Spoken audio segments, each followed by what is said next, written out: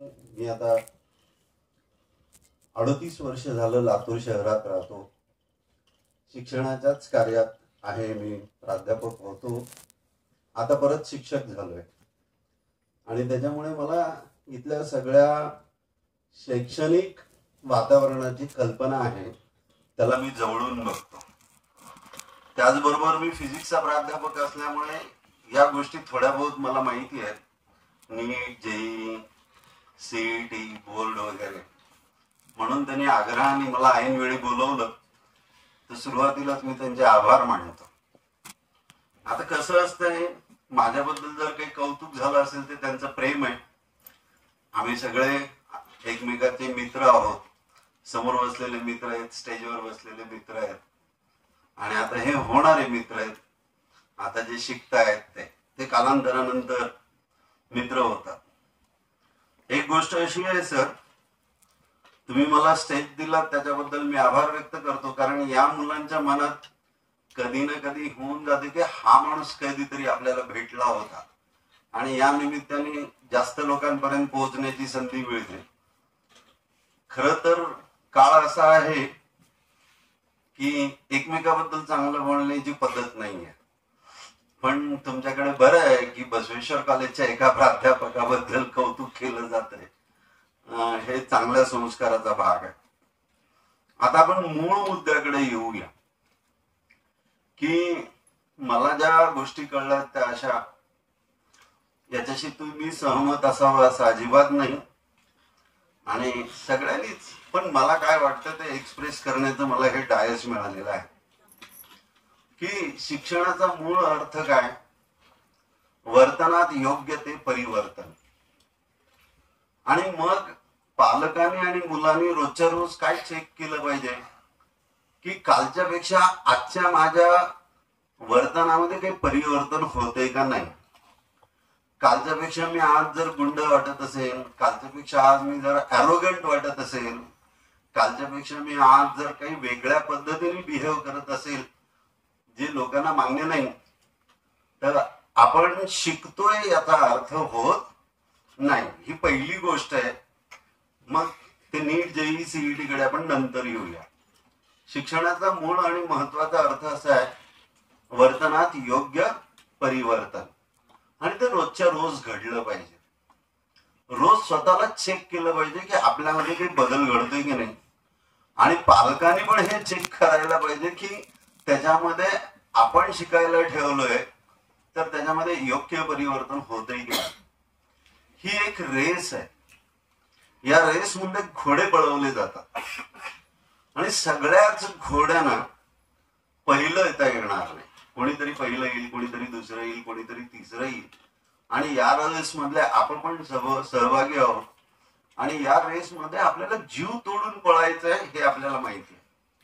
ते पळताना पालक म्हणून योग्य खुराक मिळेल, शिक्षकाकडून योग्य मार्गदर्शन मिळेल, पण आपण वेगाने पळतोय ती दिशा योग्य आहे की नाही ही मात्र मुलांनी बघितली पाहिजे. शिक्षकांचा त्याच्यावर कंट्रोल असला पाहिजे, पालकाचं नियंत्रण असलं पाहिजे. दुसरी गोष्ट. तिसरी गोष्ट काय महत्वाची आहे की वर्तनातला परिवर्तन होत असताना यशाची गंमत अशी आहे की यश हे असं तुम्हाला क्विंटलनी कधीच मिळणार नाही. कित्येक वेळा असं होतं की अनेक वेळा यश असं पुसटचं निसटून जातं. इथं बसलेली सगळी प्राध्यापक मंडळी, समोर बसलेली प्राध्यापक मंडळी यांनी कधी स्वतःहून प्राध्यापक होण्याचा विचार केलाय का नाही माहित नाही. अर्थातच ही सगळी सायन्सची मंडळी आहेत, म्हणजे ही कधीतरी 11वी 12वीला होती. यांनाही कधीतरी वाटलं असेल की आपण डॉक्टर, इंजिनियर व्हावं. ते निसटलं असेल म्हणून मग त्यांचं आयुष्य जिथल्या तिथे थांबलं का, तर याचं उत्तर अजिबात नाही असं आहे. ते एका प्रतियश महाविद्यालयामध्ये प्राध्यापक झाले. त्यातले आमचे वेल्लाळे सर एवढ्या मोठ्या महाविद्यालयाचे उपप्राचार्य आहेत, सर्वदे सर उपप्राचार्य आहेत. तर आयुष्यामध्ये यशाची जी आपण व्याख्या करतो ती पैशाशी निगडीत केल्यामुळे सगळ्या अडचणी होत आहेत. आपण नेहमी म्हणजे 12वीचा निकाल लागल्यावर साधारणपणे एक असा लोकांची विचारणा असते की मग कॉम्प्युटरला ऍडमिशन घ्यावं का इलेक्ट्रॉनिकला घ्यावं का मेकॅनिकलला घ्यावं. तर कुठे प्रवेश घेतलाय, काय प्रवेश घेतलाय हे फक्त तुमचं पॅकेज ठरवेल. तर तुमचं जीवन समृद्ध होण्यासाठी पॅकेज पेक्षा सुद्धा तुमच्यामध्ये जो थॉट प्रोसेस चालू आहे तो जास्त महत्वाचा आहे. आणि मग तो थॉट प्रोसेस डेव्हलप करणं हाच शिक्षणाचा मूळ हेतू असला पाहिजे असं माझा अनुभव सांगतो. कॉम्पिटिशन असते, ती असायला पाहिजे, त्याच्यामध्ये आपण भाग घेतला पाहिजे. याच्यात काही निर्विवाद म्हणजे काही याच्यामध्ये वाद असण्याची काही गरजच नाही, असणारही नाही. पण कॉम्पिटिशन ही खूप हेल्दी असली पाहिजे. लोकांना कशाला कॉम्पिट करायचंय, गरज काय, स्वतःशीच कॉम्पिट करू ना. गेल्या परीक्षेमध्ये मला 60% मार्क होते, यावेळी 65 झाले, मग ही माझी प्रगती नाही का.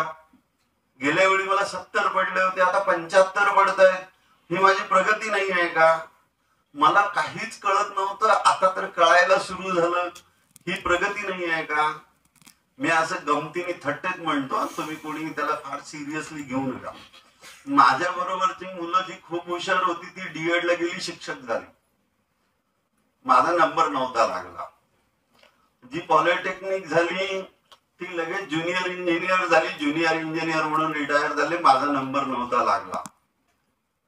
मग मी बीएससी ला गेलो, माझ्या बरोबरची हुशार मुलं बँकेच्या परीक्षा दिली, बँकेत गेली, ती रिटायर झाली, बीएसएनएल मध्ये गेली, ती रिटायर झाली. एवढ्या ठिकाणी नंबर न लागलेला माणूस, वडील शिक्षक होते म्हणून शिकवत गेले, मग मी एमएससी केलं. वडिलांची इच्छा होती मी पीएचडी करावी, पण मला कंटाळा आला होता. आज मी जर पीएचडी असतो तर हे लोक मला म्हणले नसते की बसवेश्वर महाविद्यालयाचे निवृत्त प्राध्यापक, हे म्हणले असते एका महाविद्यालयाचे हे प्राचार्य आहेत म्हणून. तर माझं एक मत असं नेहमी असं असतं की खूप चांगलं शिकण्यापेक्षा खूप लांबपर्यंत शिकण्याची आपण जिद्द बाळगूया. आपण करूया ना, म्हणजे बीएससी करू, एमएससी करू, पीएचडी करू, इंजिनिअरिंग करू, एमटेक करू, एमबीए करू, एमएस करू, जे काही करता येईल ते करूया आणि खूप जास्त शिकूया. जास्त शिकण्याने माणूस जास्त प्रगल्भ होतो आणि मग तो जास्त विचारवंत होतो. आता बघा ना, आता आपल्या समोर जी यशस्वी लोकांची नावं आहेत, तुम्ही कुठल्याही एखाद्या कलेक्टरचं जर मुलाखत ऐकली तर तो असंच म्हणेल की माझा इकडे नंबर नाही लागला, तिकडे नंबर नाही लागला, मग मी मनावर घेतलं आणि मग मी शेवटच्या 3 वर्षात अभ्यास केला. तर अभ्यासाची जिद्द सुटली नाही पाहिजे आणि मिळालेल्या यशापयशाने हुरळून जाणं किंवा नाराज होणं झालं नाही.